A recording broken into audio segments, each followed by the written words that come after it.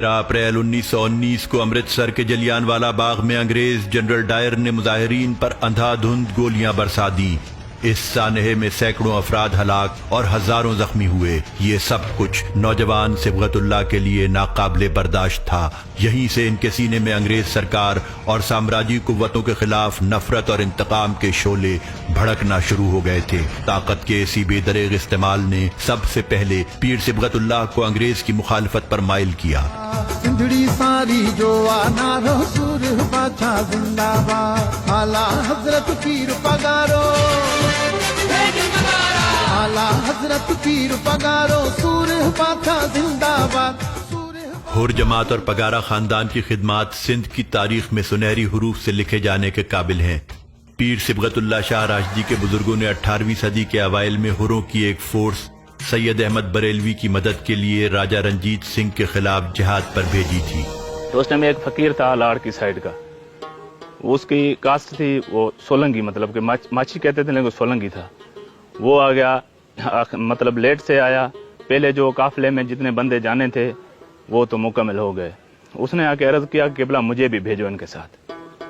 تو بادشاہ نے بولا کہ بھائی اب جو ہے جو بندے جتنے بھی بھیجنے تھے وہ تو ابھی مکمل ہو گیا قافلہ، انشاءاللہ دوبارہ آپ کو اگر ایسا کوئی موقع آئے تو آپ کو بھیجیں گے۔ اس نے فقیر نے ضد کیا، نہیں میں کو بھیج پگارا، میں کو بھیج پگارا، یہ ہندی زبان کا لفظ ہے۔ تو یہ جو ہمارا نعرے کا سلسلہ شروع ہوا ہے، بھیج پگارا جو لگاتے ہیں نعرہ، وہ وہاں سے ہی شروع ہوا ہے۔ بھیج کا لفظ ہے مطلب بھیجنے والا، اور پگارا مطلب گادی نشین جو پگ جس کے اوپر ہے اس کو پگارا کہتے ہیں۔ اچھا، صرف ہر، دوسرے نہیں، کیونکہ دوسرے اس طرح کے لوگ موجود ہی نہیں تھے جو ان کے ساتھ اپنے آپ کو تیار رکھتے کہ ایک ہتھیار بند کوئی تحریک چلائی جائے انگریزوں کے خلاف۔ میں نہیں سمجھتی کسی نے بھی یہ کوشش کی تھی۔ چھوٹی عمر میں اس نے برے صغیر میں ایسی تحریک چلائی جو خود انگریزوں نے بولا کہ ہم جو ہے اس تحریک سے پریشان ہو گئے۔ صرف 12 برس کی عمر میں صبغت اللہ کو اپنے والد شاہ مردان شاہ کی گدی سنبھالنے کا موقع مل گیا اور تاریخ کے چھٹے پیر پگارا کا تاج ان کے سر پر سج گیا۔ تخت نشینی کے فوراً بعد انہوں نے سب سے پہلے انگریز سرکار کے مقرر کردہ استاد سے خود کو الگ کیا۔ انگریز اسی وقت سمجھ گئے تھے کہ صبغت اللہ اپنے پرکھوں کی روایتوں کے بڑے امین بن کر ابھرنے والے ہیں۔ پیر صاحب نے نہ صرف سامراجی قوتوں کے خلاف اعلان بغاوت کیا بلکہ انگریز فوج کے ظلم و ستم کا شکار اپنے پیروکار ہروں کو متحد کرنے کے لیے بھی سینہ سپر ہو گئے۔ وہ ایک عظیم فریڈم فائٹر تھے، انہوں نے سندھ دھرتی کے لیے قربانیاں دی، سندھ کی آزادی کے لیے قربانی دی، اور پاکستان مسلمانوں نے ہند کے لیے قربانی دی۔ انگریز فوج اور پولیس نے ہروں کو عورتوں اور بچوں سمیت عقوبت خانوں میں بند کرنا شروع کر دیا۔ کہ جو لوڑھا کہتے ہیں نا، کانٹے دار جو بنا دیتے ہیں، کوئی بلڈنگز نہیں تھی، لوڑھے تھے کہ آپ یہ کراس کر کے نہیں جا سکتے، پیچھے پولیس اور جو بھی تھے۔ اس کے اندر فیملیز کی فیملیز رہتی تھیں کھلے آسمان تلے، فیملیز فار ایئرز ٹوگیدر، سالوں سال وہ وہیں رہیں۔ وہاں لوگ، بچے پیدا ہوئے، لوگ مرے، ان کی قبریں، ان کی پیدائش، ان کا بڑا ہونا۔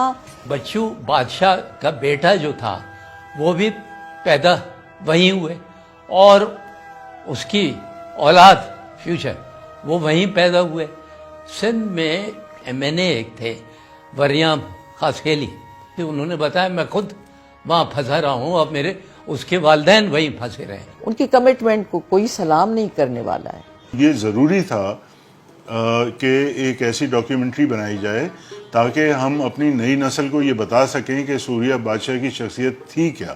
سن 1871 میں بنایا گیا کرمنل ٹرائل ایکٹ سن 1900 میں سندھ پر لاگو ہوا، اور اس کا مقصد ہروں کو انگریز کے خلاف اعلان بغاوت سے روکنا تھا۔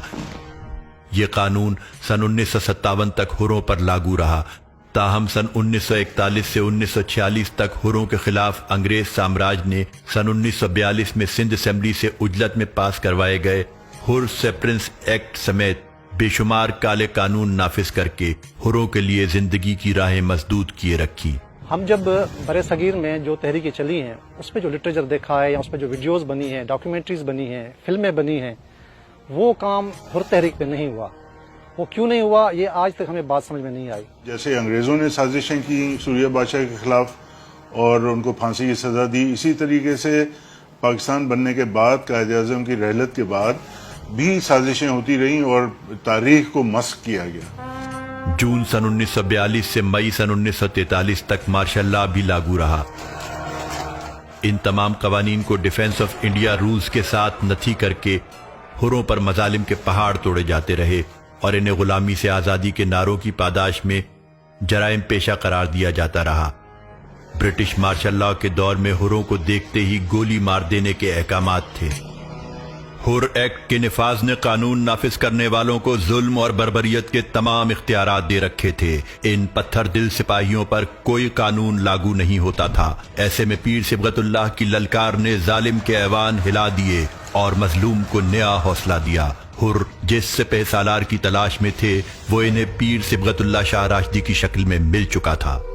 آزادی یا موت، وہ سوریہ بادشاہ نے اس لیے کیا کیونکہ ایسے حالات ہو گئے تھے کہ مزید غلامی برداشت نہیں تھی، اور سوریہ بادشاہ نے وہ موومنٹ کو لیڈ کیا. یورپی تاریخ دان پیٹر